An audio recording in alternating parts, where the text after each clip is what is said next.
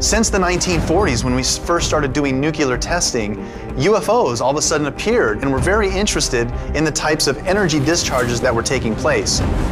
July 8th, 1947, almost 2 years to the day after the Trinity test, and only about 150 miles from the test site, one of the biggest and most widely known UFO events was about to unfold.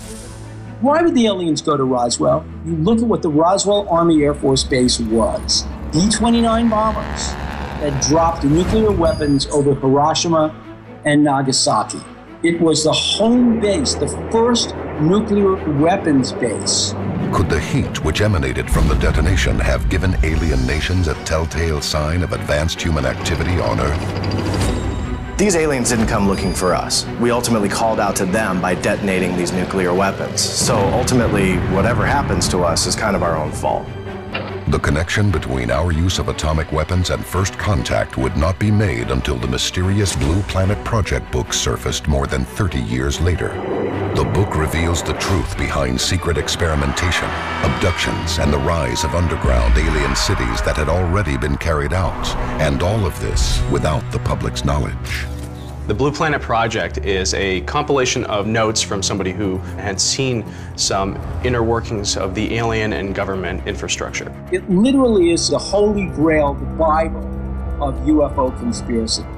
Some UFO theorists believe it was written by scientist Jefferson Sousa. Sousa was said to be involved in highly covert, top-secret projects. It is believed that his government clearance allowed him access to all military secrets. He put everything into this document, detailing over 160 species of aliens that were visiting Earth, detailing why they were mutilating cattle, explaining why they were abducting humans.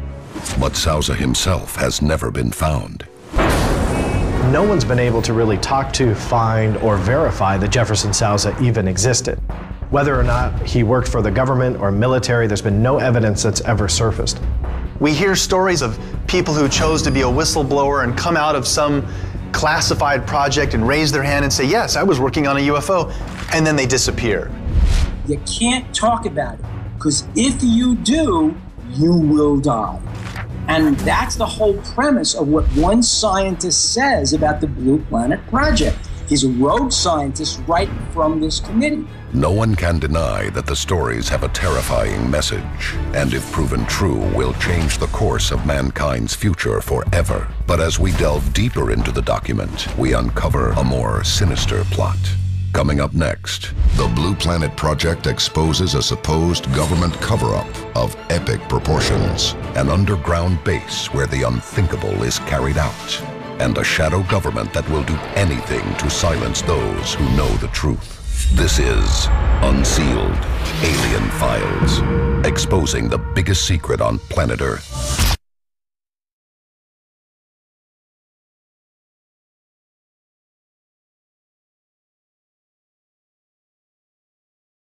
Welcome back to Unsealed Alien Files. Do we finally have an answer to the alien question? Are we alone, or are aliens secretly walking among us? 30 years after incidents at Roswell, a mysterious book surfaces, revealing secrets that shock its believers to the very core. A UFO crashed in Roswell in 1947. We recovered technology, we recovered alien bodies, we recovered a live alien, a living extraterrestrial entity. What do we do with this? Faced with the alien question and the aftermath of World War II, President Truman signed the National Security Act, effectively shielding the public from the truth. This embargo still exists today.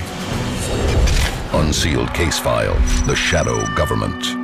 The U.S. government has no evidence that any life exists outside our planet, or that an extraterrestrial presence has contacted or engaged any member of the human race. In addition, there is no credible information to suggest that any evidence is being hidden from the public's eye. We would embargo the truth about the existence of aliens, our knowledge of them, our working with them, our reverse engineering alien technology. None of that we would talk about. We would deny, deny, deny. According to the Blue Planet Project, the U.S. government set out on a journey to create the biggest cover-up in history, while attempting to discover what could be gained from the technology and weaponry of these strange new beings. but it was a job they couldn't do alone. The Blue Planet Project actually explains that there are a collection of secret societies who've also been looking into this alien topic and potentially masterminding the whole interaction of aliens visiting Earth. For the first time in history, the Blue Planet Project puts a name to these secret agencies. Project Red Light, the covert military subgroup created to test and fly recovered UFOs. Blue Team, a group that handled the recovery of downed or crashed alien life forms. And Project Delta, a security team and task force, more commonly known as the Men in Black.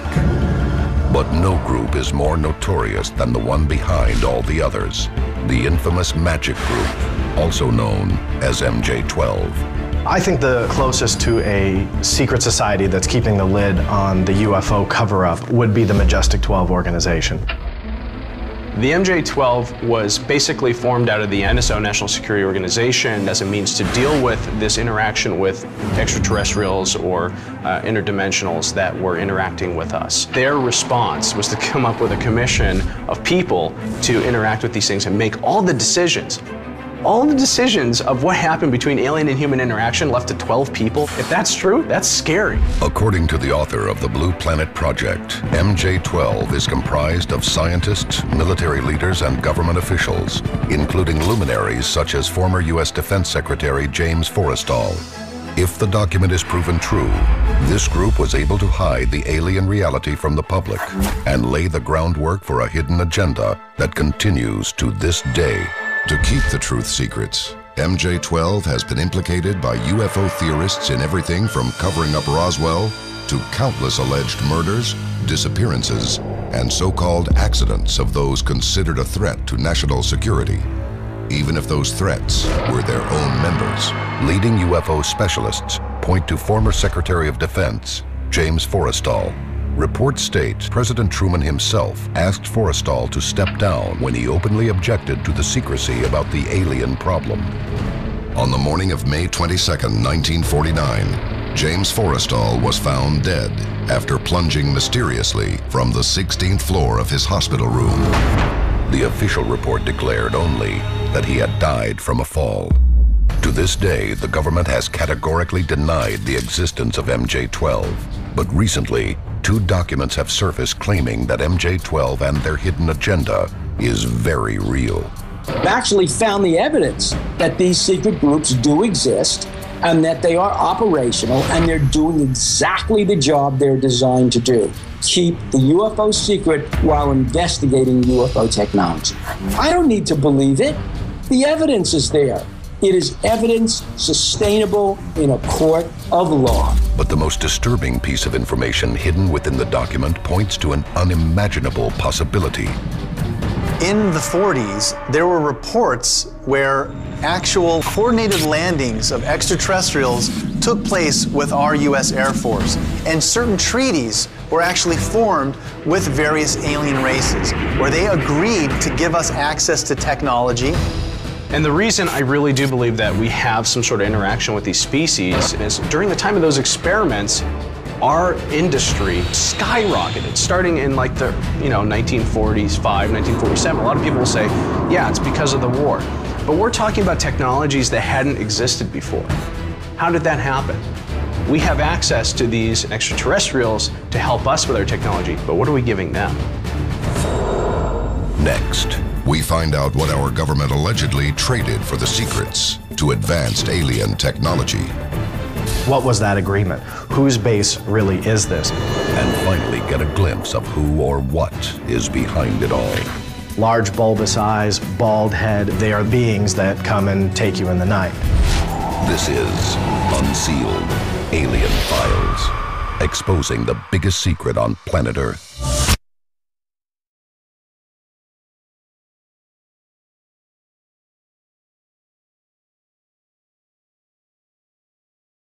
Welcome back to Unsealed Alien Files. Are there aliens among us? If so, where did they come from? And what do they want? More than 2 decades ago, a frightening document began circulating within the UFO community, outlining extraterrestrials living covertly on our planet. The book is known as the Blue Planet Project. The document describes more than 150 species of aliens that have visited or are visiting our planet at this time. More chilling is how the document describes the alien races in great detail, almost as if the author had been on the inside. The Blue Planet Project talks about over 150 species of aliens visiting Earth. They start with the Greys, the Nordics, and even the Reptoids. Just like here on Earth, we have different species and also different races in humanity. And we know that many different people who have been abducted describe variations of what we call the Grey. These spindly limbed, small beings, usually 3 to 4 feet in height, large bulbous heads, black almond-shaped eyes, and it seems very interesting that they all seem to look alike. What happens next depends on the story you listen to, whether or not it be a violent experiment or maybe just a kind of a ride around the planet in a spaceship. Those are the ones that you hear about the most. Other malevolent species described in the book include the underwater-dwelling Rigelians and Reptoids. The Blue Planet Project describes these beings as perilous creatures, some requiring human blood and fluids to survive. According to the Blue Planet Project, not all species of aliens want human annihilation. There are the Nordics, a tall human-like race, who are reportedly peaceful and want only human salvation, and yet, the variety of species described in the book begs the question of how so many extraterrestrials could exist in and around Earth without our knowledge. The Blue Planet Project book tells us not only what it is these strange creatures are hiding, but where. Unsealed case file, the Dulce base. In or near Dulce, New Mexico, there are reports of a vast underground facility, a secret base with a number of levels that are very, very secret. If the theorists are right, buried underneath the Jicarilla Apache Indian Reservation is a hidden city built for extraterrestrials to operate unnoticed by the public, but side by side with our very own government. I've been there. When I was out there, I got to spend time with the Jicarilla Apache Nation, and all of them had very strange stories to tell. Unexplained lights and unexplained UFOs in the sky. People who have seen weird creatures running around the forests at night. You have to know that something is going on there. 7 levels deep and filled with over 18,000 alien beings, this base is reportedly filled with experiments that range from advanced weaponry to the creation of lizard-human hybrids. The deeper you go, pretty much the more secretive it goes. And in some of these levels, the research is more geared towards the extraterrestrials' needs rather than the human needs. And we hear projects and things taking place that really are quite disturbing.